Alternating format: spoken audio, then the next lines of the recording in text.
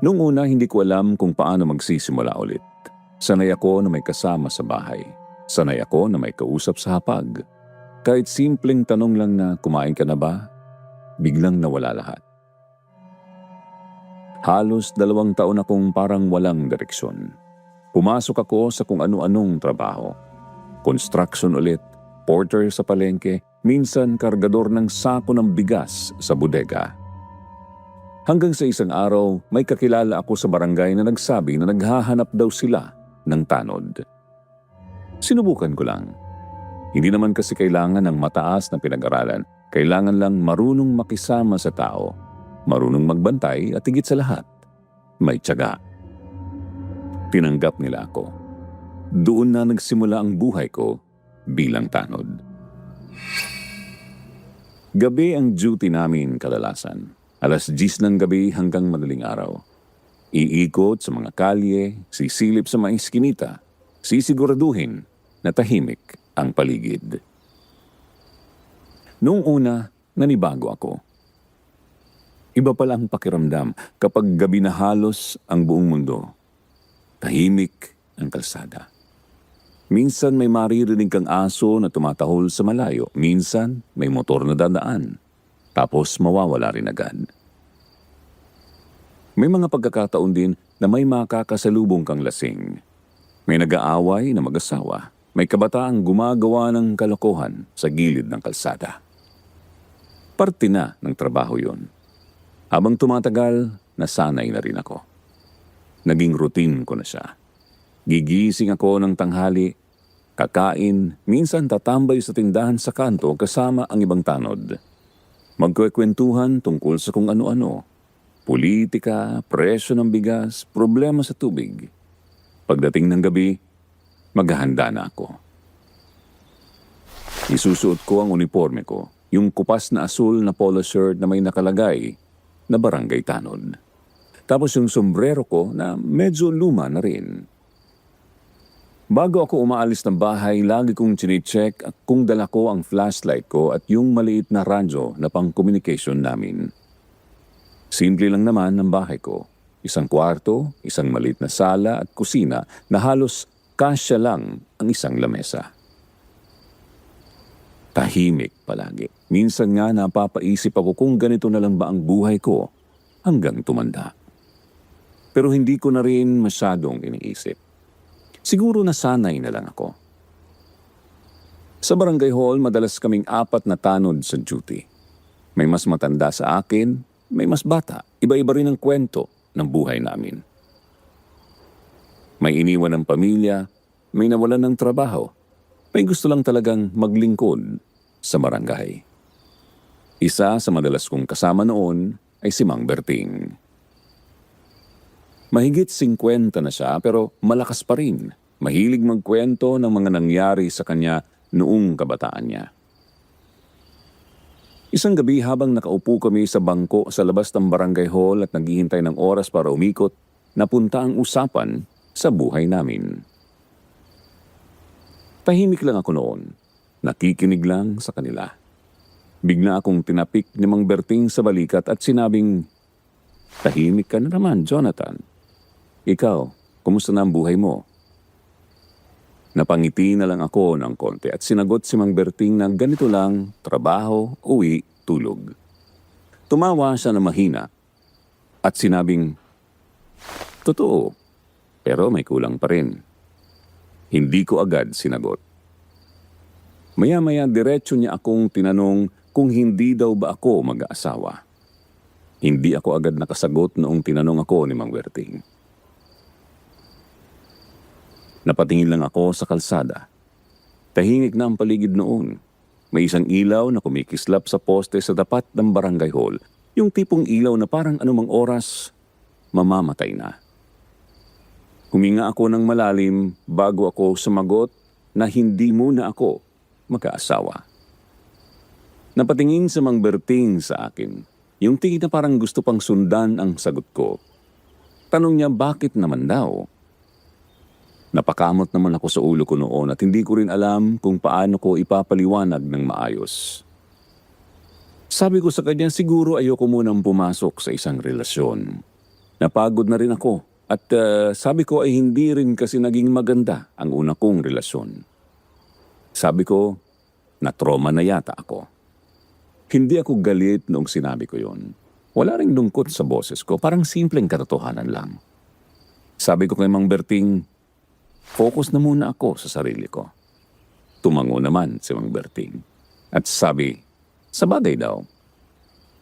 Minsan, kailangan mo rin daw ayusin ang sarili bago ka mag-isip ng iba. Hindi na namin pinalaki pa ang usapan. Ilang minuto lang tumunog na ang radyo namin. Oras na para mag-ikot.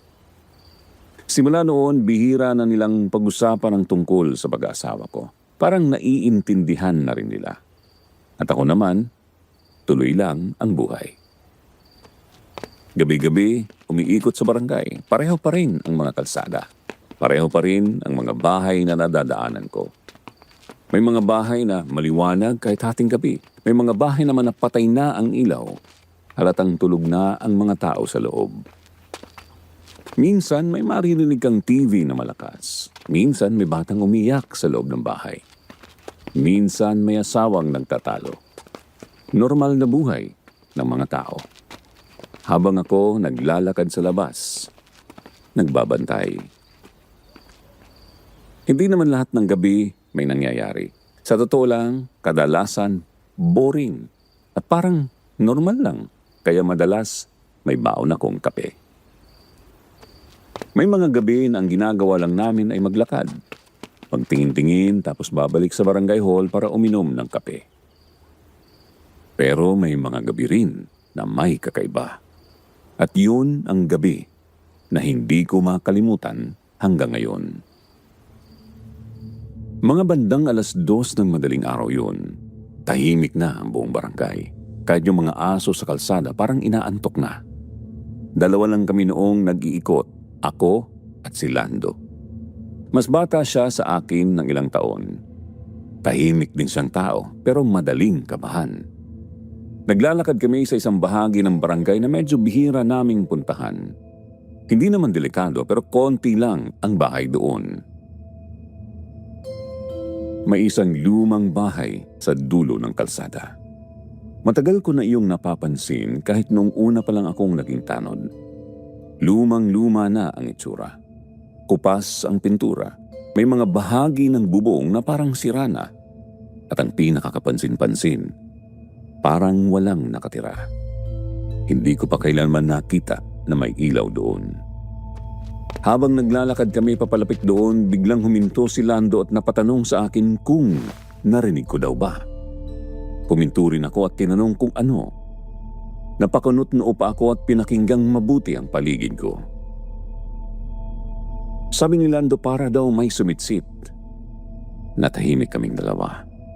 Nung una wala akong narinig kaya akala ko guni-guni lang yun ng kasama ko. Pero maya-maya, may narinig nga ako. Mahina lang, parang may sumitsit mula sa loob ng lumang bahay. Psst! Napatingin ako sa bahay at tinitigan ko yung mabuti. Madilim ang buong paligid nito, walang ilaw. Sabi ko baka may tambay lang at parang hindi daw maganda ang pakiramdam niya kaya't inaya niya akong umalis na kami. Ngumiti lang ako ng konti. Sabi ko trabaho natin ito at huwag siyang duwag. Kaya sabi ko i-check namin at baka may mga tambay na gumagawa ng milagro. Lumapit ako sa gate ng bahay. Kalawangin na ang bakal. Nang itulak ko, gumawa ito ng mahabang ingay. Napangiwi si Lando sa likod ko. Sabi niya kung sigurado daw ba ako na papasukin ko yung bahay. Hindi ko siya sinagot agad. Binuksan ko lang ang gate at pumasok sa bakuran. Mataas ang damo sa paligid. Halatang matagal nang walang nag-aalaga sa lugar. Lumapit kami sa pintuan ng bahay. Bahagya iyong nakabukas kaya naman napatingin ako kay Lando. Sabi ko sa kanya baka may pumasok na kung sino. Dahan-dahan kong itinulak ang pintuan hanggang sa bumukas ito ng tuluyan. Madilim ang loob, amoy luma ang hangin Parang amoy kahoy na matagal nang nabasa at natuyo ulit. Tinapat ko ang flashlight ko sa loob. Lumang sala ang bumungad sa amin. May sirang sofa, may mesa na baluktot na ang paa. Makapal ang alikabok sa sahig. Sumigaw ako at nagtanong kung may tao ba sa loob. Walang sumagot, kaya pumasok kami ng tuluyan. Habang naglalakad kami sa loob, biglang napalingon kami sa likod dahil yung pintuan na pinasukan namin biglang sumara. Napamura si Lando at sabi, tara na daw at umalis na kami dahil hindi daw ito maganda. Hindi pa kami nakakagalaw ng sunod-sunod na bumukas at sumarang mga bintana ng bahay. Parang may malakas na hangin na umiikot sa loob kahit wala naman kaming nararamdaman na hangin. Ang mga lumang kahoy ng bintana kumakalabog. Napatingin ako sa paligid at napasigaw kung may tao ba. At kung mayroon man, sabi ko'y lumabas sila. Kung hindi ay dadalhin namin sila kay Kapitan. Biglang tumahimik ang paligid. Tanging hingal lang naming dalawa ang naririnig. Tapos may narinig kami. Isang boses na mahina, hindi malinaw kung babae o lalaki. Parang nanggagaling sa kung saan sa loob ng bahay. Tulungan ninyo ako. Napatingin si Lando sa akin. Halos mamutla na ang mukha niya at kita ko na takot na siya. Tumayo ang balahibo ko at muli naming narinig ang boses mas malinaw na. Tulungan ninyo akong hanapin ang asawa ko. Pagkarinig namin ang boses na yon, parang biglang nanigas ang katawan naming dalawa ni Lando. Hindi ko maipaliwanag ang pakiramdam noon. Hindi naman malakas ang boses pero malinaw na malinaw sa tenga namin. Napatingin sa akin si Lando at halos maputla na ang mukha niya at nagtanong kung narinig ko daw ba yun. Dinig ko ang pagkagaralkal ng boses ni Lando. Hindi ako agad sumagot. Nakikinig lang ako at baka kasi may tao lang talaga sa loob ng bahay. Baka may nagtatago lang at nananakot. Tulungan ninyo akong hanapin ang asawa ko. Ulit na naman ang boses. Hindi ko matukoy kung saan nanggagaling. Parang nasa harap namin pero parang nasa likod din. Parang umiikot sa buong bahay. Biglang umatras si Lando at napasabing ayaw niya na raw. Hindi na daw ito maganda at multo na daw ata yung nagsasalita. Sabi ko naman ay sandali lang at sinubukan ko siyang pigilan. Sabi ko baka may nanloloko lang sa amin pero halata ko sa kanya na hindi siya kumbinsido sa sinabi ko at sabi niya ay mauna na daw siya sa labas. Hindi pa ako nakakasagot nang bigla siyang lumabas ng bahay. Narinig ko pa ang mabilis niyang hakbang palabas ng pintuan. Naiwan akong mag-isa sa loob. Sa totoo lang, Sir Jupiter, doon ko na rin naramdaman ang kaba. Pero pinilit kong pakalmahin ang aking sarili. Iniisip ko lang noon baka may mga kabataan lang na nagtatago sa loob at nagpapanggap na multo para takutin ang mga dumadaan. Tinapat ko ulit ang flashlight ko sa paligid at sumigaw ako ng malakas at sinabi kong tama na ang kalokohan at lumabas na sila. Tahimik ulit at walang sumagot. Naglakad ako papunta sa kabilang bahagi ng sala. May maliit na hallway doon na papunta sa 2 kwarto. Habang naglalakad ako, naririnig ko ang tunog ng sahig na kahoy na parang kumakatok. Bawat hakbang ko may tunog. Tinapat ko ang ilaw sa unang kwarto. Walang tao. Lumang kama lang ang nandoon. Wala ng kutsyon. Puro alikabok. Lumipat ako sa kabilang kwarto. Doon din ako sumilip. Wala rin. Habang nakatayo ako sa pintuan ng kwarto, bigla akong may naramdaman. May kumalabit sa likod ko. Mabilis na kalabit sa balikat. Napalingon agad ako pero wala naman akong nakita. Walang tao sa likuran ko. At doon ako biglang kinilabutan. Tinabat ko agad ang flashlight ko sa likod ko at tiningnan ko ang buong sala, pati ang pintuan. Pero wala talaga. Tahimik ang buong bahay. Doon ko na naramdaman na parang hindi na tama ang sitwasyon gaya ng sinasabi ni Lando. Hindi na rin ako nagaksaya ng oras. Lumakad agad ako palabas ng bahay. Paglabas ko ng bakuran, nakita ko si Lando na nasa labas ng gate, paikot-ikot at napasigaw siya nang makita ko. Sabi niya, nag-alala siya baka daw kung ano na ang nangyari sa akin. Napabuntong hininga ako saka ako sumagot na wala naman. Pero may kakaiba talaga sa loob, sabi ko sa kanya. Hindi na kami bumalik sa bahay na yun. Diretso na kaming nag-ikot sa ibang bahagi ng barangay hanggang matapos ang duty namin. Pero Sir Jupiter, doon pa lang nagsimula ang hindi ko may paliwanag na nangyari sa akin. Kinabukasan, pag-uwi ko ng bahay, bigla akong nilagnat. Akala ko nung una, pagod lang. Pero grabe ang init ng aking katawan. Halos hindi ako makatayo. 2 araw akong nakahiga lang sa kama. Yung kapitbahay ko ang nagbabantay sa akin. Siya rin ang nagsabi na ipaalbularyo na lang daw ako. Hindi naman ako naniniwala sa mga ganon, pero dahil wala na rin akong magawa, pumayag na rin ako. Dinala nila ako sa isang albularyo sa kabilang barangay. Matanda na yung lalaki. Tahimik lang siya noong una habang tinitingnan ako. May kung ano-anong dahon siyang inilagay sa tubig tapos parang may binubulong siya habang hinihipan yung tubig. Pagkatapos ng ilang minuto, tumingin siya sa akin at tinanong ako kung ako raw ba yung nagpunta sa lumang bahay sa may dulo ng kalsada. Nagulat ako at napasagot ng opo. Tahimik siya sandali bago nagsalita. Sabi niya, pinaglaruan daw ako ng ligaw na kaluluwa. Hindi naman ako agad naniwala. Sabi ko baka nagkataon lang. Pero umiling siya at sinabing hindi daw sana ako lalagnatin ng ganyan kung wala. Habang nagsasalita siya, bigla kong naalala yung boses na narinig namin sa loob ng bahay.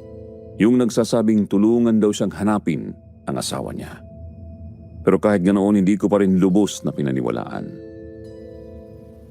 Pagkatapos ng ilang araw, gumaling din ako. Nawala ang lagnat ko. Nakabalik ako sa normal na routine. Pero may isang bagay na hindi mawala sa isip ko, ang bahay na yun. Kaya isang umaga na pagdesisyonan kong puntahan ulit. Hindi na gabi, umaga na para malinaw ang paligid. Pagdating ko doon, mas malinaw ko nang nakita ang itsura ng bahay. Talagang luma na. Habang nakatayo ako sa harap ng gate, may matandang lalaki na dumaan sa kalsada at tinanong ako kung may hinahanap daw ba ako. Tinuro ko yung bahay at tinanong kung sino ang may-ari. Tumango ang matanda at sinabing matagal nang walang nakatira sa bahay na yun, mga dekada na daw. Agad kong tinanong kung bakit wala nang nakatira. Huminga siya ng malalim bago sumagot na patay na daw ang may-ari ng bahay. Nanlaki ang mga mata ko at dala ng kuryusidad, agad akong nagusisa. Tinanong ko kung paano namatay ang may-ari. Sagot naman ng matanda, matagal na. Mag-asawa daw ang nakatira dyan, pero namatay yung lalaki. Naiwan daw mag-isa yung babae at hindi rin nagtagal. Namatay rin daw. Pagkarinig ko noon, bigla kong naalala ulit yung boses na narinig namin. Hindi na ako nagtagal pa doon. Umuwi na rin ako agad. At mula noon, hindi na ako bumalik sa bahay na yun. Akala ko doon na matatapos ang lahat ng kakaibang nangyari sa akin. Akala ko isang gabi lang yun na hindi maipaliwanag. Pero mali pala ako. Dahil isang gabi habang natutulog ako sa bahay ko, bigla akong nagising. May narinig akong bumulong sa tenga ko ng mahina, halos dikit sa tenga ko. Bigla akong napabangon sa kama. Pagtingin ko sa harap ko, doon ko siya nakita. Isang lalaki at duguan ang mukha. Nakatayo lang siya sa loob ng kwarto ko, nakatitig sa akin. At dahil sa takot, halos mapatigil ako sa paghinga ko at tinanong ko siya kung sino siya. Pagkasabi ko noon, Sir Jupiter, hindi ko na maalala kung ano pa ang sumunod na nangyari. Ang huling natatandaan ko lang ay yung itsura ng lalaking nakatayo sa harap ko. Maputla ang mukha niya, may dugo sa noo hanggang sa pisngi niya at hindi sa kumikilos. Nakatingin lang siya sa akin. Pagkatapos noon, parang biglang umiikot na ang paningin ko. Nawalan ako ng malay. Nagising na lang ako kinabukasan, Umaga na. May liwanag na pumapasok na sa bintana ng kwarto ko. Naririnig ko pa nga yung ingay ng mga tricycle na dumadaan sa kalsada. Nakahiga ako sa kama ko. Nung una hindi ko agad naalala yung nangyari sa gabi. Parang mabigat lang ang ulo ko, gaya ng pakiramdam kapag kulang sa tulog. Umupo ako sa kama at napahawak sa noo ko at napatanong kung anong oras na. Maya-maya bumalik sa isip ko yung nakita ko. Yung lalaking duguan sa kwarto ko. Bigla akong napatingin sa paligid ng kwarto ko at tiningnan ko ang pintuan, ang bintana, pati yung sulok ng kwarto. Wala naman. Tahimik lang ang bahay. Doon ko naisip na baka panaginip lang yun. Baka bangungot lang, sabi ko sa aking sarili. Hindi rin naman kasi imposible. Ilang araw din akong nilagnat noon, baka epekto lang ng pagod o ng iniisip ko tungkol sa lumang bahay na pinasukan namin. Kaya hindi ko na masyadong pinagtuunan ng pansin. Tumayo ako at nagluto ng simpleng almusal. Itlog at tuyo lang. Kumain ako tapos nagpahinga ulit ng konti. Pagdating ng gabi, balik na naman ako sa duty ko bilang tanod. Normal lang ang lahat. Nagkita kami ni Lando sa barangay hall. Tinanong pa niya ako kung okay na raw ba ako dahil sa lagnat ko noong nakaraan. Sagot ko naman, oo, okay na ako. Hindi ko na kinuwento sa kanya yung tungkol sa nakita ko sa kwarto ko. Baka isipin pa niya na kung ano-ano ang iniisip ko. Gaya ng dati, nag-ikot kami sa barangay. Pareho pa rin ang kalsada. Pareho pa rin ang tahimik na paligid. May ilang aso na tumatahol habang dumadaan kami. May ilang ilaw na nakabukas pa sa mga bahay. Walang kakaiba ng gabing yon. Hindi na rin kami dumaan sa lumang bahay sa dulo ng kalsada. Sa ibang ruta kami nag-ikot. Hanggang sa natapos ang duty namin. Mga bandang 4:00 ng madaling araw umuwi na ako sa bahay ko. Pagod na rin ako noon kaya ang gusto ko lang ay makaligo at matulog. Pagpasok ko sa bahay, diretso ako sa banyo. Nagbukas ako ng gripo at naligo. Malamig ang tubig pero masarap sa pakiramdam dahil galing ako sa pag-iikot sa labas. Pagkatapos kong maligo, nagsuot ako ng damit pambahay. Paglabas ko ng banyo, tumapat ako sa lababo para magsipilyo. Kinuha ko yung sipilyo at toothpaste. Sanay na ang galaw ko dahil araw-araw ko naman yung ginagawa. Habang nagsisipilyo ako, nakatingin ako sa salamin sa harap ko. Tahimik lang ang bahay. Ang narinig ko lang ay yung tunog ng sipilyo at yung patak ng tubig sa gripo. Pero maya-maya may napansin ako sa salamin. May parang anino sa likod ko. Nung una hindi ko agad pinansin, akala ko sarili ko lang nagalaw. Pero nung tumingin ako na maigi sa salamin, doon ako biglang napasigaw. Multo!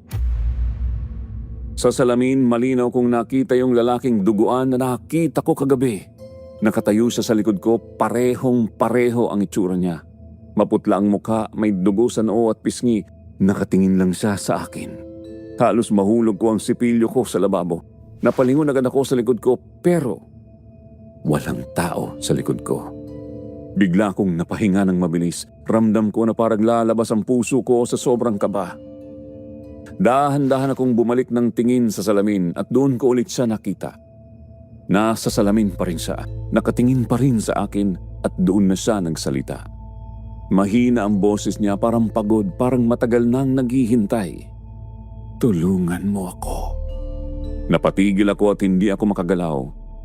Tulungan mo akong hanapin ang asawa ko, pakiusap. Hindi ko na kinaya ang takot. Tumakbo ako palabas ng banyo at halos madapa pa ako sa pagmamadali ko. Lumabas ako sa sala at huminga ng malalim. Sabi ko sa sarili ko, hindi ito totoo. Hindi ito totoo. Pero nang lumingon ako papunta sa kwarto ko, napatigil ako. Nakatayo siya sa loob ng kwarto ko. Yung lalaking duguan, parang hinihintay ako. Doon na ako tuluyang natakot. Hindi ko na alam kung saan ako pupunta pero sa sobrang kaba ko, napasigaw na lang ako. Sabi ko, ano ba ang gusto mo? Hindi siya gumalaw. Nakatingin lang siya sa akin. Pagkatapos nagsalita ulit siya. Tulungan mo akong hanapin ang asawa ko para matahimik na ang kaluluwa ko. Pagkasabi niya noon, hindi muna ako nakapagsalita. Nakatingin lang ako sa kanya.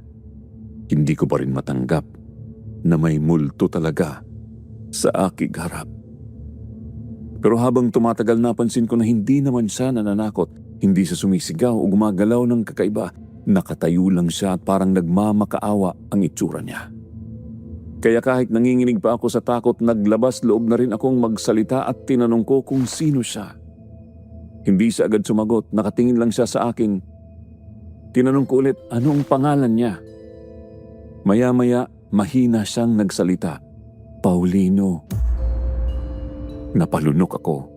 Tinanong ko siya kung paano ko siya matutulungan dahil hindi ko alam kung sino siya. Parang saglit siyang napayoko at sinabi niyang, hanapin ko raw ang asawa niya dahil matagal na siyang hinahanap. Natahimik ako sandali at napaisip bago ko siya sinagot. Tinanong ko kung ano ang pangalan ng asawa niya. Sagot niya, Esmeralda. Pagkasabi niya noon parang mas lalo akong nag-isip. Hindi ko kilala ang pangalang yon. Nagtanong ako kung paano ko siya mahanap. Nakatingin siya sa akin pero hindi sumagot. Maya-maya parang unti-unti siyang naglaho sa harap ko. Naiwan akong mag-isa sa kwarto. Hindi ako nakatulog ng maayos noong gabing yun. Paulit-ulit kong iniisip ang nangyari hanggang sa sumikat na ang araw. Kinabukasan, pumasok pa rin ako sa duty ko bilang tanod. Pero buong araw, yung nangyari ang laman ng isip ko. Noong gabi na, nagkita kami ni Mang Berting sa barangay hall. Habang nakaupo kami sa bangko sa labas, bigla ko na lang napagdesisyonan na ikwento sa kanya ang lahat. Sabi ko kay Mang Berting na may itatanong sana ako. Napakunot noo siya at seryosong bumaling sa akin at tinanong kung ano daw ang itatanong ko. Doon ko na ikinuwento sa kanya ang nangyari sa lumang bahay. Simula nang narinig namin ang boses hanggang sa pagpapakita ng multo sa bahay ko. Tahimik lang siyang nakinig habang nagsasalita ako. Hindi siya tumawa. Hindi rin niya sinabi na nag-i-imagine lang ako. Pagkatapos kong magkwento, napahinga siya ng malalim at sabi niya, matagal na daw ang kwento na yan. Napatingin ako sa kanya at napatanong kung ano ang ibig niyang sabihin. Sabi niya, yung lumang bahay sa dulo ng kalsada ay dating may nakatira doon na mag-asawa. Tanong ko kung ano ang nangyari sa kanila. Sabi niya, yung lalaki matagal nang patay. Paulino ang pangalan. Parang biglang bumigat ang dibdib ko nang marinig yon. Tanong ko, Paulino? Sabi niya, oo. Namatay daw sa aksidente noon. Naiwan mag-isa yung asawa niya. Tanong ko naman kung ano naman ang nangyari sa asawa. Sabi ni Mang Berting, hindi raw matanggap ng babae ang pagkamatay ng asawa niya. Palagi raw umiiyak noon hanggang sa nagkasakit. Tahimik lang akong nakikinig. Hindi rin nagtagal, namatay rin daw ang babae. Doon na ako napaisip kung sino ang tinutukoy niya. Sabi ko, ano ang pangalan ng asawa? Sagot naman ni Mang Berting, Esmeralda. Biglang tumayo ang balahibo ko sa buong katawan ko. Doon ko lang tuluyang napagtanto, yung multong nagpapakita sa akin si Paulino pala. Tahimik lang ako sandali. Pinag-iisipan ko ang lahat ng narinig ko. Sabi ko kay Mang Berting, may alam ba siya kung saan nakalibing si Esmeralda? Napatingin siya sa akin. Sagot niya, nasa sementeryo daw sa kabilang baryo. Doon daw inilibing ng mga anak. Napakunot noo ako at napatanong ulit kung hindi ba sila magkatabi ni Paulino. Umiling si Mang Berting. Sabi niya, hindi daw magkaiba ang libingan ng mag-asawa. Tinanong ko naman kung bakit.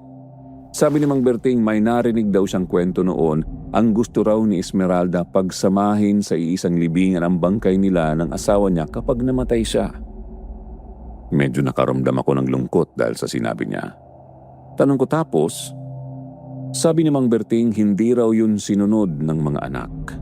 Magkahiwalay daw silang inilibing. Pagkarinig ko noon, lalo kong naintindihan kung bakit parang hindi matahimik ang multo ni Paulino. Pag-uwi ko ng bahay ng gabing yun, hindi nagtagal nagpakita ulit siya. Nakatayo lang siya sa sala. Sinabi ko agad sa kanya ang nalaman ko. Sabi ko, alam ko kung nasaan si Esmeralda. Tahimik lang siyang nakikinig. Dugtong ko, hindi kayo magkasama ng libingan. Pagkasabi ko noon, parang lalo siyang nalungkot. Kahit multo siya, halata sa mukha niya ang lungkot.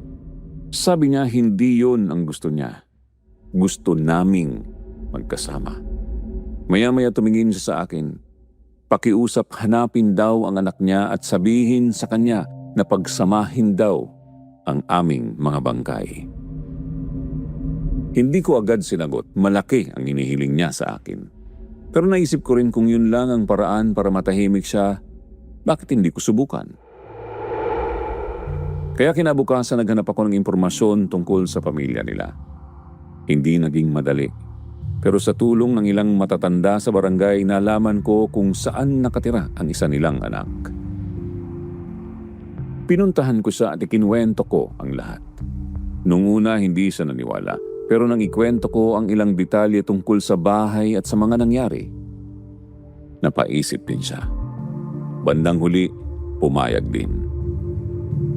Ilang linggo matapos yun, pinagsama nila sa iisang libingan ang bangkay ni Paulino at ni Esmeralda. Pinadasalan din nila ang puntod ng mga ito. Matapos ang araw na yun, hindi na muling nagpakita sa akin si Paulino. Nawala na ang mga bulong, nawala na rin ang mga kakaibang nangyayari sa buhay ko. Nawala na rin ang mga kakaibang nangyayari sa bahay ko. Parang bumalik na sa dati ang lahat. Tahimik ulit ang buhay ko. At doon ko naisip, Sir Jupiter, na minsan kahit patay na ang tao, may mga bagay pa rin na hindi nila maiwan. May mga pangako, may mga pagmamahal. At natutunan ko rin na kung kaya mong tumulong sa kapwa kahit sa paraan na hindi mo inaasahan, gawin mo. Dahil minsan, isang maliit na tulong lang ang kailangan para matahimik ang isang kaluluwa at para matuto rin tayo sa mga kwento ng buhay nila.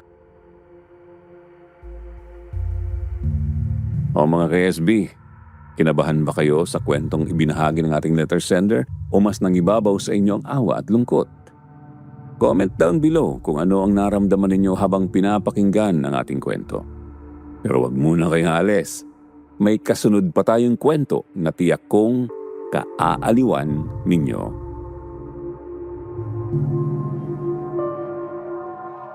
Hello, Sir Jupiter. Magandang araw po sa inyo at sa lahat ng nakikinig sa inyong channel. Tawagin na lang po ako sa pangalang Gian. Matagal ko na pong gustong ibahagi ang karanasang ito pero ngayon lang ako nagkaroon ng lakas ng loob na isulat at ipadala sa inyo. Isa po itong pangyayari sa buhay ko na hanggang ngayon hindi ko pa rin makalimutan. Nangyari po ito noong panahong tanod pa ako at madalas akong magronda tuwing gabi. Pero bago ko po ikwento kung ano talaga ang nangyari ng gabing yun, siguro mas maigi na ipakilala ko muna ang sarili ko at kung paano ako napunta sa trabahong iyon. Sir Jupiter, bunso po ako sa 4 na magkakapatid. 3 pong lalaki ang kuya ko at ako lang ang pinakahuli sa aming pamilya. Dahil bunso ako, masasabi kong lumaki akong alaga at mahal na mga magulang ko, pati na rin ng mga kuya ko. Hindi naman kami mayaman pero sapat lang ang buhay namin. May maliit kaming bahay sa probinsya at may maliit ding tindahan si mama sa harap ng bahay. Si papa naman ay isang driver ng pampasaherong jeep noon. Simula bata pa ako, ramdam ko na talagang mahal nila ako. Lagi akong pinapaalalahanan. Lagi akong inaalagaan at kung minsan nga nasosobrahan na sa pag-aalala. Kapag may gusto ako hanggat kaya nila, binibigay nila. Kapag may problema ako sa eskwela, sila agad ang unang handang tumulong. Hindi ko naman sinasabi na mali yun. Sa totoo lang, nagpapasalamat ako dahil lumaki ako sa isang pamilyang puno ng pagmamahal. Pero habang tumatagal at habang nagkakaedad ako, may nararamdaman akong kakaiba sa loob ko. Parang gusto kong patunayan sa sarili ko na kaya kong tumayo sa sarili kong mga paa. Ayoko namang habang buhay na lang akong umaasa sa aking pamilya. Ayokong isipin ng iba na kaya lang ako may nararating dahil may sumasalo agad sa akin. Kaya noong matapos ako sa pag-aaral sa high school, doon na ako nagsimulang mag-isip ng sarili kong landas. Marami sa mga kaklase ko noon ang nagpatuloy sa kolehiyo, may ilan namang nagtrabaho agad. Ako naman, nalito ako sa una kung ano ba talaga ang gusto kong gawin. Alam kong gusto kong magtrabaho, pero hindi ko pa alam kung saan magsisimula.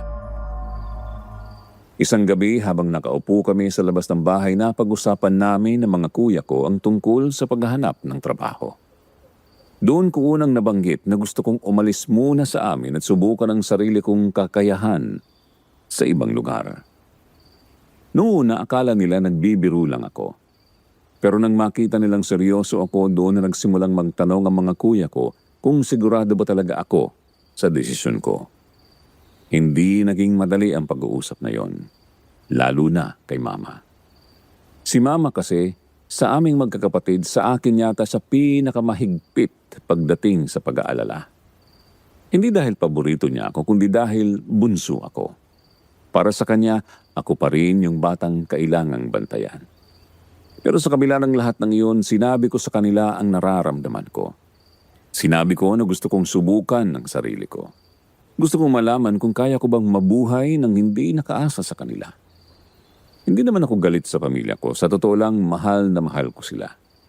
Pero gusto ko lang maranasan kung paano tumayo mag-isa. Matagal din kaming nag-usap noon. May mga pagkakataon na tumatahimik lang kami dahil hindi alam kung ano ang sasabihin. Hanggang sa huli, pumayag din sila. Hindi man sila ganap na kampante, sinabi nilang susuportahan nila ako kung yun ang gusto ko. Doon nagsimula ang pag-alis ko sa amin. Lumipat ako sa isang maliit na bayan na medyo malayo sa lugar namin. May kakilala kasi ang isa kong kuya doon na tumulong sa akin na makahanap ng matitirhan. Hindi naman kalakihan ang inuupahan kong kwarto, isang maliit na silid lang na may kama, maliit na lamesa at bintana na nakaharap sa kalsada. Sa una, medyo nanibago ako. Sanay kasi ako na kapag umuwi ako ng bahay, may naghihintay na pagkain, may kausap at may ingay ng pamilya. Pero sa bagong tirahan ko, madalas tahimik lang.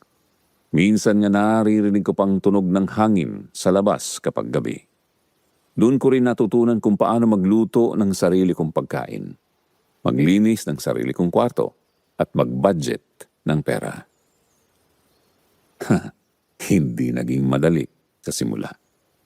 Pero pakiramdam ko noon, yun ang mga bagay na kailangan kong matutunan. Hindi nagtagal, nakahanap ako ng trabaho bilang barangay tanod.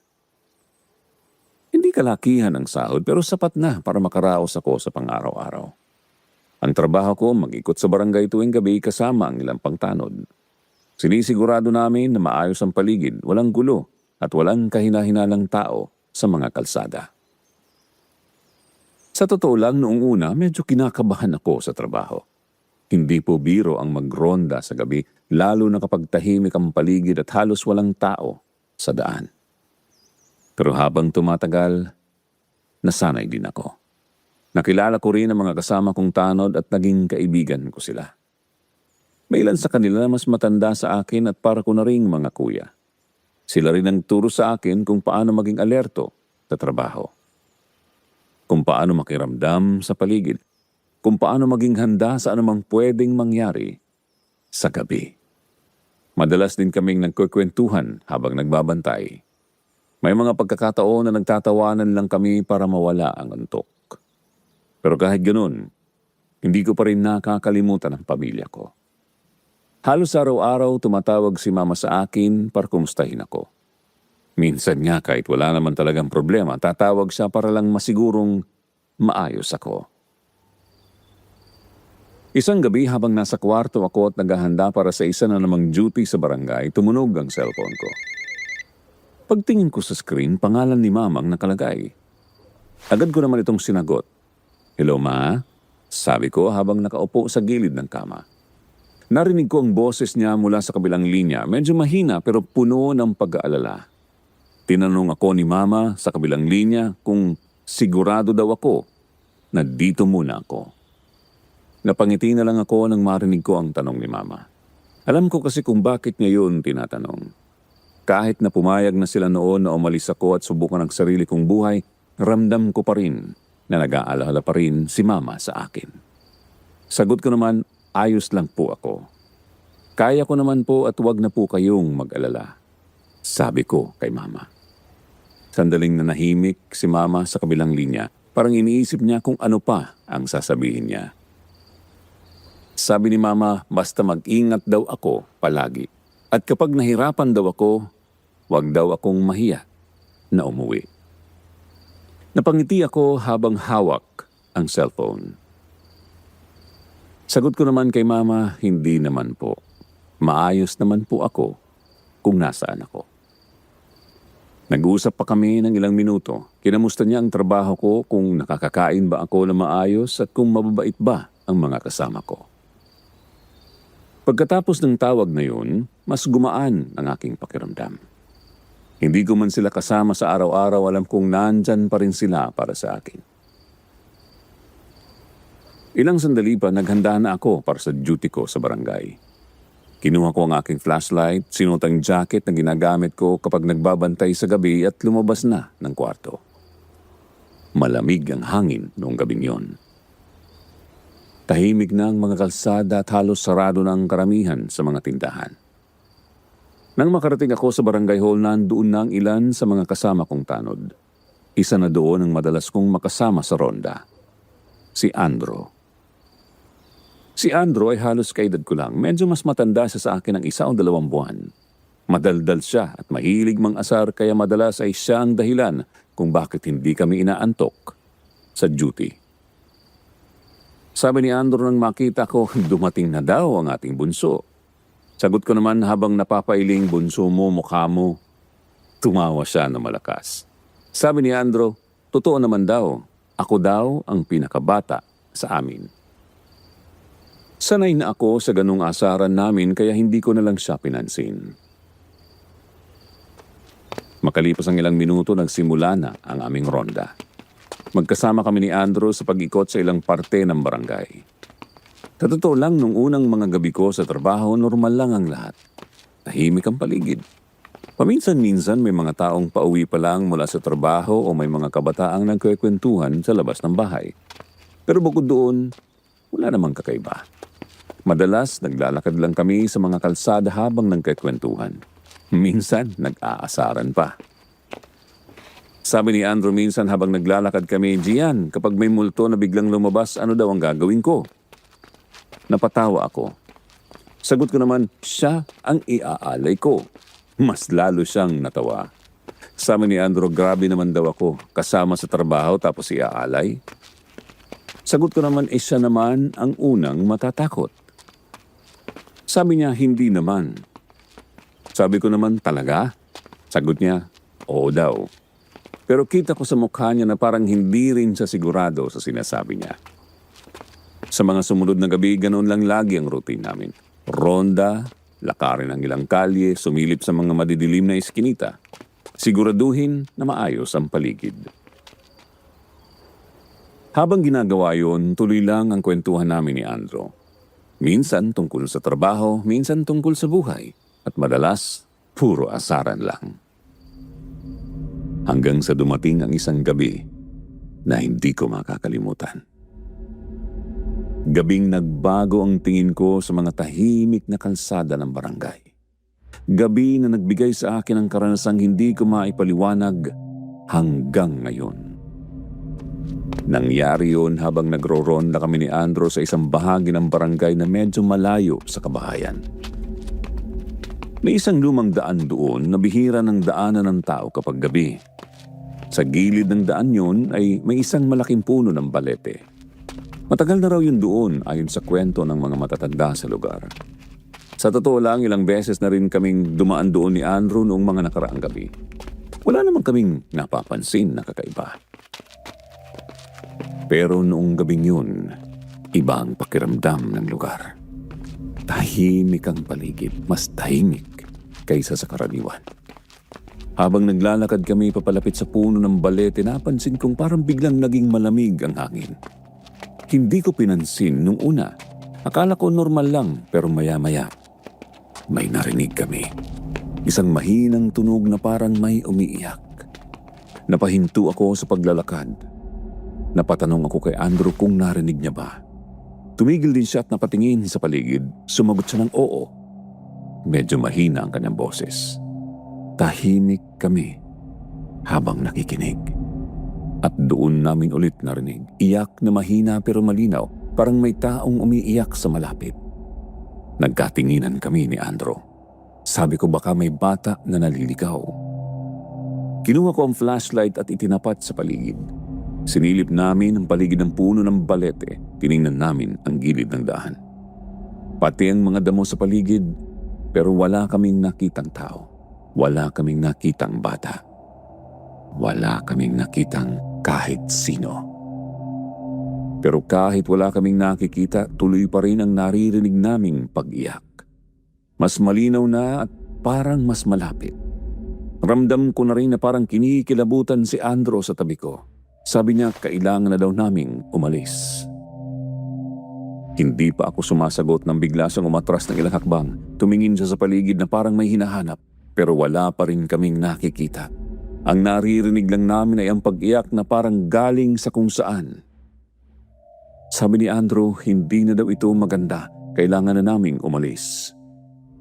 At bago pa ako makapagsalita, bigla siyang tumakbo palayo sa lugar na yon. Napatawag ako kay Andrew pero hindi na siya lumingon. Ilang segundo lang malayo na siya sa akin. At naiwan akong mag-isa sa ilalim ng malaking puno ng balete. Tahimik ang paligid maliban sa tunog ng pag-iyak. Pakiramdam ko ay mas lumakas pa ito. Humigpit ang hawak ko sa flashlight habang sinusubukan kong hanapin kung saan nanggagaling ang tunog pero wala pa rin akong makita. Hanggang sa bigla akong may narinig na boses na malapit na parang nasa likod ko lang. Ano? Tatakbo ka rin bagay ng duwag mong kasama? Sir Jupiter, hindi ko po maipaliwanag kung ano ang naramdaman ko noong marinig ko ang boses na yun. Parang biglang nanlamig ang buong katawan ko. Hindi ko alam kung saan nanggaling ang boses. Ang alam ko lang parang napakalapit nito sa akin. Parang may taong nakatayo lang sa likod ko habang nagsasalita. Dahan-dahan sana akong lilingon noon para tingnan kung sino ang nagsasalita. Pero bago ko pa yun magawa, biglang tumakbo ang isip ko sa kung ano-anong bagay. Naalala ko si Andrew na biglang tumakbo. Naalala ko rin na wala namang kaming nakitang tao sa paligid kanina. At higit sa lahat, naalala ko na sa ilalim ako ng isang lumang puno ng balete na sinasabi ng mga matatanda may mga kababalaghan daw na nangyayari doon. Doon ako tuluyang kinabahan. Hindi ko na sinubukang lingunin kung sino ang nagsalita. Sa sobrang gulat ko, bigla na lang akong napaatras at pagkatapos ay napasigaw sa isip ko. Tapos, tumakbo na rin ako. Sir Jupiter, hindi ko na maalala kung paano ako nakatakbo ng ganoong kabilis. Ang alam ko lang parang kusang kumilos ang mga paa ko. Hindi ko na inisip kung saan ako dadaan. Hindi ko na rin inisip kung madapa pa ako o hindi. Gusto ko lang makalayo doon sa lugar na yon. Habang tumatakbo ako, halos madapa pa ako sa isang bato na nasa gilid ng daan. Napahawak ako sa tuhod ko ng saglit pero agad din akong tumayo ulit at tumakbo. Pakiramdam ko noon may humahabol sa akin kahit wala naman akong naririnig na yapak. Hinihingal ako habang patuloy na tumatakbo. Hanggang sa marating ko ang mas maliwanag na bahagi ng barangay kung saan may mga bahay na ulit. Doon na ako huminto sandali. Hawak-hawak ko ang tuhod ko habang pilit na hinahabol ang hininga. Ramdam ko pa rin ang mabilis na tibok ng aking puso. Ilang sandali pa nakita ko si Andrew na nakatayo sa may kanto. Mukhang hinihintay niya ako. Paglapit ko sa kanya, halata sa mukha niya na kinakabahan din siya. Tanong niya kung ayos lang daw ba ako. Hindi ako agad nakasagot dahil hinihingal pa ako.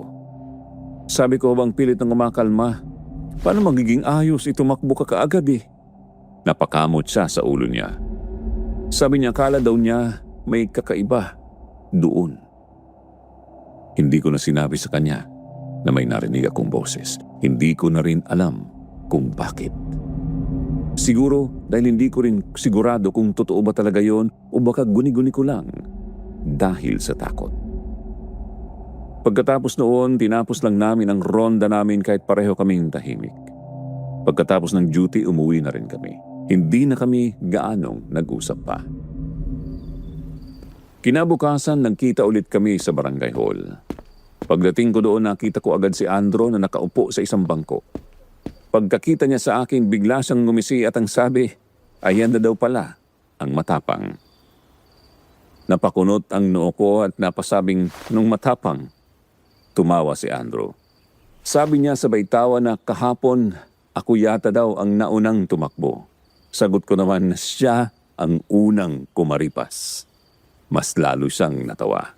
Sabi niya siyempre, nag-testing lang daw siya kung susunod ako. Napailing na lang ako. Alam kong inaasar lang niya ako. Hindi ko na rin sinabi sa kanya ang tungkol sa boses na narinig ko. Sa isip ko baka mas lalo niya akong asarin. Kaya ang ginawa ko na lang, sinabayan ko na lang ang biro niya. Sabi ko, kung hindi sa duwag kahapon, hindi ako tatakbo. Sagot naman ni Andrew, duwag ako daw ang muntik ng madapa. Nang katawanan na lang kaming pareho. Sa totoo lang, Sir Jupiter, sinubukan kong kalimutan ang nangyari noong gabing yun. Sinabi ko sa sarili ko na baka pagod lang ako. Baka dahil tahimik ang lugar at madilim, kaya kung ano-ano na ang naiisip ko. At dahil doon, pinilit kong isipin na wala namang kakaibang nangyari. Nagpatuloy kami sa trabaho. Nagronda ulit kami sa gabi. At sa mga sumunod na oras, normal lang ulit ang lahat. Walang iyak, walang kakaibang boses na parang walang nangyari. Pagkatapos ng duty namin noong gabing yun, umuwi na rin ako sa inuupahan kong kwarto. Pagdating ko doon, medyo pagod na ako. Nagpalit ako ng damit at humiga sa kama. Tahimik ang paligid. Tanging tunog lang ng electric fan ang naririnig ko sa loob ng kwarto. Hindi ko na malayan kung kailan ako nakatulog. Siguro dahil sa pagod, pero sa kalagitnaan ng pagtulog ko, parang may narinig akong pamilyar na tunog. Sa una mahina lang, parang bulong. Hindi ko agad maintindihan kung ano yon. Pero habang tumatagal, mas nagiging malinaw ang naririnig ko. At doon ko naalala, yun ang parehong boses na narinig ko sa ilalim ng puno ng balete. Bigla akong kinabahan kahit nakapikit pa ang mga mata ko. Pakiramdam ko parang may kung anong mabigat sa dibdib ko, parang may nakapatong. Dahan-dahan kong iminulat ang mga mata ko. At Sir Jupiter, sa pagmulat ko, halos tumigil ang paghinga ko sa sobrang gulat. May isang babae na nakapatong sa ibabaw ko. Duguan ang kanyang mukha. Magulo ang buhok at ang pinaka nagpatindig ng balahibo ko. Wala siyang mga mata. Parang butas lang ang naroon. Hindi ko napigilan ang sarili ko. Sa sobrang takot ko, napasigaw ako na malakas. Sabi ko, Mama, multo! Sir Jupiter, hanggang ngayon, kapag naaalala ko ang itsura ng babaeng yun sa ibabaw ko, kinikilabutan pa rin ako. Pagkasigaw ko ng Mama, multo, parang biglang bumalik ang lakas ko. Bigla akong bumangon mula sa kama kahit nanginginig ang buong katawan ko. Halos matumba pa nga ako sa pagmamadali kong makalayo sa kanya. Napaatras ako papunta sa gilid ng kwarto ko. Ramdam ko ang mabilis na tibok ng puso ko at parang nanunuyo ang aking lalamunan. Nakatingin lang sa akin ang babae. Hindi siya gumagalaw. Nakatitig lang siya sa akin kahit wala siyang mga mata. Sir Jupiter, hindi ko alam kung paano ko nasabi yun, pero pakiramdam ko, nakatingin siya sa akin kahit ganoon ang itsura niya. Bigla kong naalala ang rosaryo ko na nasa maliit na mesa sa tabi ng kama ko. Yun kasi ang binigay ni Mama sa akin bago ako umalis sa amin. Lagi niyang sinasabi sa akin noon na kung matatakot ako magdasal lang daw ako, kaya kahit nanginginig ang kamay ko, mabilis kong kinuha ang rosaryo mula sa mesa. Pagkahawak ko doon, agad ko itong itinaas at itinapat sa babaeng nakapatong kanina sa akin. Sinabihan ko itong lumayo siya habang halos manginig ang boses ko. Pero sa halip na matakot, bigla siyang tumawa, isang mahina pero malinaw na tawa. Sabi niya hindi daw siya takot sa rosaryo. Parang nanigas ako sa kinatatayuan ko. Nanlaki ang mga mata ko habang nakatitig sa kanya. Hindi ko inaasahan na sasagot siya. Lalo ko ring hindi inaasahan na parang normal lang sa kanya ang sitwasyon namin. Kaya't habang hawak pa rin ang rosaryo, tinanong ko siya kung ano ang kailangan niya sa akin. At sinabihan kong umalis siya. Hindi siya agad sumagot. Sa halip tumingin lang siya sa akin habang nakangiti ng kaunti. Pagkatapos ay nagsalita ulit siya. Sabi niya wag daw akong matakot dahil hindi naman daw niya ako kakainin. Mas lalo akong natigilan sa sinabi niya. Dagdag pa niya hindi rin daw siya masama. Napakapit ako ng mas mahigpit sa rosaryo ko at napatanong bakit ganyan ang itsura niya. Nakakatakot siya. Pagkasabi ko noon parang nagbago ang ekspresyon ng kanyang mukha. Parang bigla siyang nalungkot. Bahagyang yumuko ang ulo niya at sa unang pagkakataon mula nang makita ko siya parang naawa ako ng konti. Pero siyempre, mas nangingibabaw pa rin ang takot ko. Kaya nagsimula na lang akong magdasal. Mahina pero tuloy-tuloy.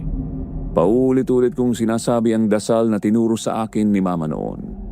Habang nagdadasal ako, naririnig ko pa rin ang tahimik na paghinga ng babaeng yon sa loob ng aking kwarto. Hindi ko alam kung lumalapit ba siya o nakatayo lang sa kung saan, kaya mas lalo akong nagdasal. Pagkaraan ng ilang sandali, bigla siyang nagsalita ulit at sabi niya bukas na nga lang daw. Napahinto ako sa pagdadasal. Tulog na daw ako. Hindi ko alam kung bakit ganoon ang sinabi niya. Parang siya pa ang may lakas ng loob na magsabi sa akin na matulog na. Kaya dahan-dahan kong ibinaba ang rosaryo at sumilip sa kanya. Nakatayo pa rin siya sa loob ng kwarto ko, pero hindi na siya nakapatong sa akin at hindi na rin siya mukhang galit o nananakot. Para lang siyang isang normal na tao na nakatayo doon. Napahilamos ako sa mukha ko.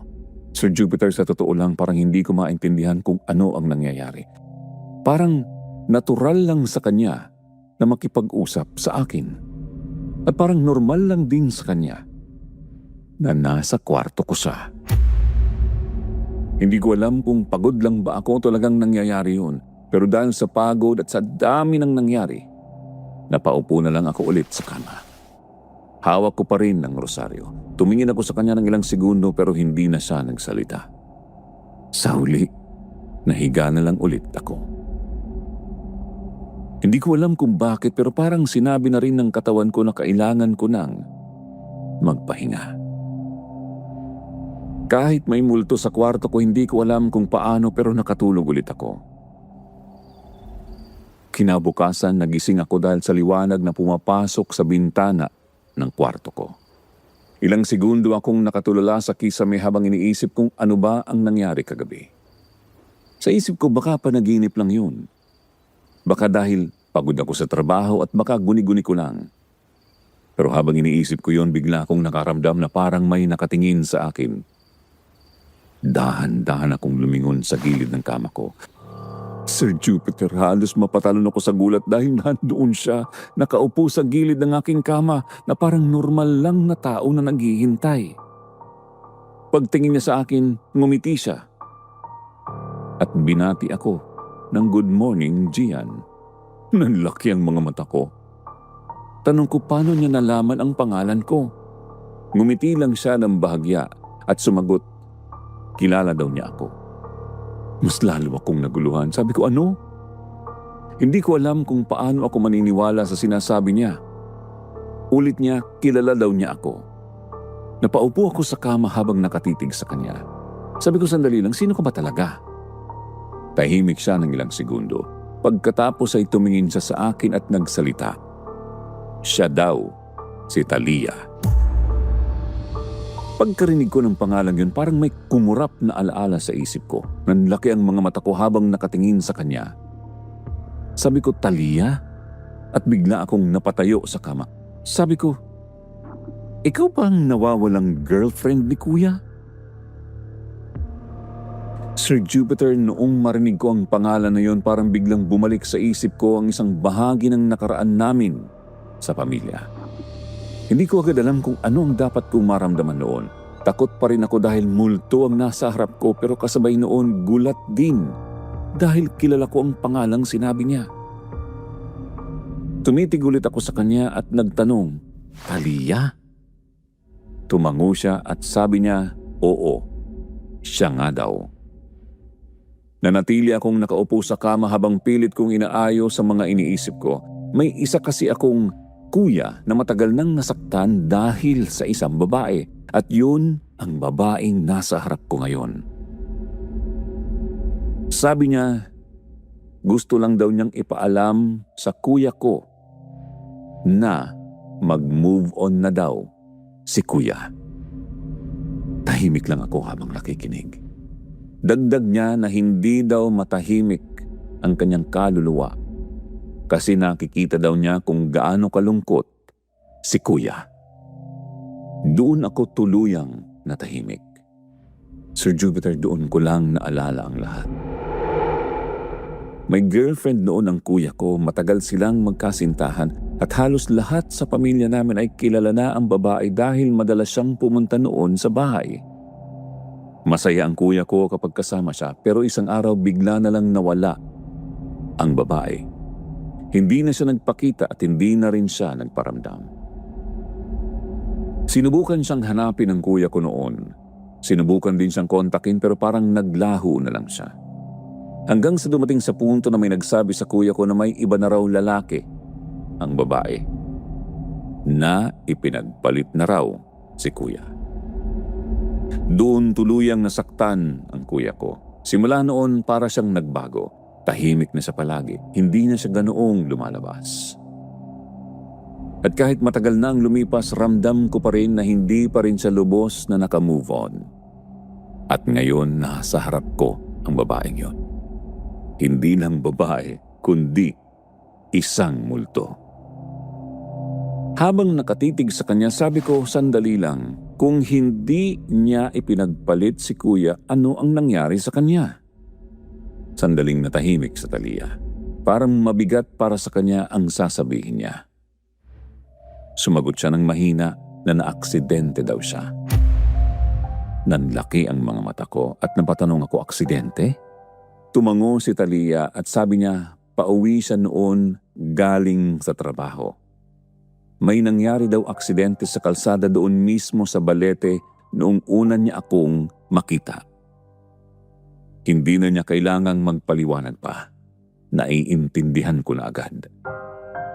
Tinanong ko siya kung bakit hindi namin nalaman. Doon siya bahagyang yumuko. Sagot niya, inilihim daw ng kanyang pamilya at ayaw daw nilang ipaalam sa iba. Hindi ko alam kung bakit ganoon ang ginawa ng pamilya niya. Pero dahil doon ang buong akala ng kuya ko ay iniwan siya na may iba na itong mahal. Kaya pala ganoon na lang ang sakit na daladala niya hanggang ngayon.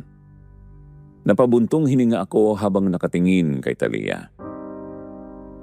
Kaya't napatanong ako kung kaya ba siya nagpapakita sa akin. Tumango siya at sinabing gusto daw niyang ipaalam sa kanya ang totoo para makalaya na daw si kuya sa sakit. Tahimik akong umupo sa kama habang iniisip ang lahat ng narinig ko. Hindi ko akalain na ang dahilan kung bakit nagpakita sa akin ang multo ay hindi para manakot, kundi para tulungan ang aking kuya. Pagkatapos ng pag-uusap na yon, bigla na lang siyang nawala sa harap ko. Parang hangin lang na biglang naglaho. At naiwan akong nakaupo sa kama. Hawak ang rosaryo ko habang iniisip kung totoo ba talaga ang nangyari. Pero alam kong hindi iyon panaginip dahil malinaw ang lahat sa aking isip. Noong araw na yon, nagpasya akong umuwi muna sa amin. Pagdating ko sa bahay namin, agad kong hinanap ang aking kuya. Nasa labas siya noon, nakaupo sa bangko sa harap ng bahay. Tahimik lang siya habang nakatingin sa malayo. Umupo ako sa tabi ni kuya. Sabi ko, "Kuya." Napalingon si kuya sa akin at napatanong kung ano yon.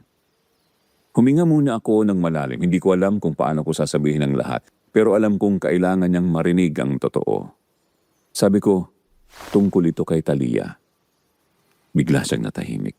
Matagal na kasi naming hindi nababanggit ang pangalan na yon. Napatanong ulit si kuya, "Tungkol saan?"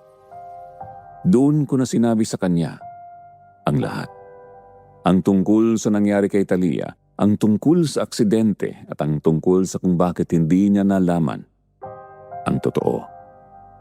Tahimik lang siya habang nagsasalita ako. Hindi siya nagsingit at hindi rin siya nagsalita agad pagkatapos. Nakatitig lang siya sa lupa. Pagkaraan ng ilang sandali, napansin ko na may tumulong luha mula sa mga mata niya. Matagal ko nang hindi nakitang umiyak ang kuya ko. Sabi ni kuya ng mahina na kung totoo daw ang sinasabi ko, gusto daw niyang dalawin si Talia. Kaya kinabukasan pumunta kami sa sementeryo kung saan nakalibing si Talia. Tahimik ang paligid noon. Dahan-dahan kaming lumapit sa puntod. Pagkabasa ng kuya ko sa pangalan sa lapida, napayuko siya. Naglagay siya ng bulaklak sa ibabaw nito at doon siya tahimik na nagdasal. Habang nakatayo ako sa tabi ni kuya, pakiramdam ko parang may hangin na dumaan sa paligid namin. Mahina lang, pero kakaiba ang pakiramdam. Parang may kung anong gumaan sa paligid. At sa hindi ko maipaliwanag na dahilan, pakiramdam ko na doon si Talia. Parang nakatingin sa amin. Parang masaya na rin siya dahil nalaman na ng kuya ko ang katotohanan. Ilang sandali pa umalis na rin kami sa sementeryo. Simula noon, Sir Jupiter, hindi na nagpakita pa sa akin si Talia. Hindi ko na rin narinig ang boses na yon, pero ramdam ko na natahimik na rin ang kanyang kaluluwa. At ang kuya ko, unti-unti na rin siyang nakamove on sa sakit na matagal niyang kinimkim. Hanggang ngayon, kapag naaalala ko ang karanasang yon, hindi ko pa rin alam kung bakit sa akin nagpakita si Talia. Siguro dahil ako ang magkakapagsabi ng totoo sa kuya ko. At kahit nakakatakot ang nangyari sa akin, nagpapasalamat pa rin ako. Dahil sa huli, nakatulong ako para tuldukan ang sakit na matagal nang dinadala ni kuya. Oh, nagulat kayo sa patwist ng letter sender, ano? Ako rin po. Ano naman ang masasabi ninyo sa nangyari? Coincidence kaya ayon? O tinadhana talaga? Grabe, ano? O siya, hanggang dito na lang muna. Always tune in kayo dito sa ating channel, mga ka-SB, dahil marami pa tayong kwentong kababalaghan na mapapakinggan dito sa ating channel.